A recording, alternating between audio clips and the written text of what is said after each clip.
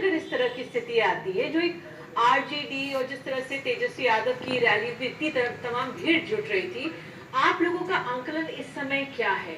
क्या कारण इसके पीछे आप देख पा रहे हैं?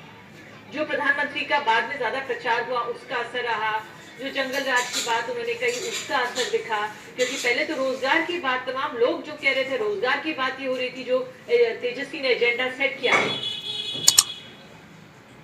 तेजस्वी को मुख्यमंत्री बनाने के लिए जनता में एक आम चर्चा बनी हुई थी और लोग चाहते थे कि 3 बार नीतीश कुमार जी एनडीए को मौका दिए हैं तो एक मौका तेजस्वी यादव को मिलना चाहिए। जिस तरह तेजस्वी यादव ने एक बिहार को विकसित राज्य बनाने का एक खाका सामने रखा, एक एजेंडा सामने रखा, एक समर्थन मिल रहा था।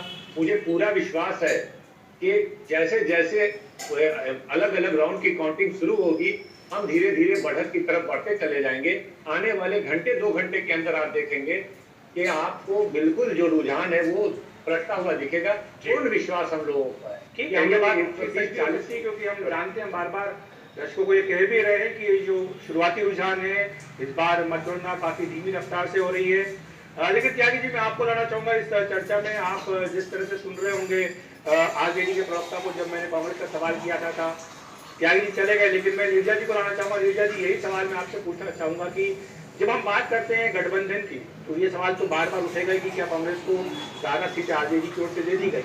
लेकिन अगर हम एनडीए की बात करें तो ये जो जिद थी जेडीयू की कि वो बड़ा भाई रहेगी, चाहे एक सीट पर ज्यादा लड़े लेकिन बीजेपी एक सीट पर ज्यादा लड़ेगी, और इसमें हुआ ये कि जो बीजेपी ने अपने कोटे से वीआईपी पार्टी को सीटें दे दी, उसमें ये लग रहा है कि वीआईपी पार्टी ने तो अच्छा परफॉर्म किया है, कम से कम अच्छा परफॉर्म करती हुई दिख रही है। लेकिन जब जेडीयू ने अपने कोटे से हम पार्टी को दिए तो वहां पर हम जीतन राम मांझी केवल एक सीट पर आगे हैं। ये क्या दिखाता है कि क्या इसमें गड़बड़ी जेडीयू के साथ भी हुई है अपना सहयोगी चुनने में, सीटें बांटने में? देखिए, एक तो बचूक जो आरजेडी की तरफ हुई है वो वीआईपी पार्टी को अपने साथ नहीं रख पाना। अगर वो रहती, खासकर अगर तेजस्वी यादव चाहते थे कि इस बार एमवाई से आगे जाना है, अति पिछड़ा को अपने साथ लेना है, तो ये तो चूक हुई है। 25 सीटें मांग रहे थे, सही बात है, पर कहीं ना कहीं एफर्ट होता, मुझे लगता है उनको रोक सकते थे। दूसरी बात जो आप कह रहे हैं और जो अजूबी चीज इस बार हुई है, त्यागी जी नहीं है, वो अजूबी चीज ये है कि कैसे बीजेपी गुस्से से अपने को अलग थलग कर पाई है और गुस्से का टारगेट सिर्फ नीतीश कुमार बने हैं, जबकि दोनों एक साथ गठबंधन में है।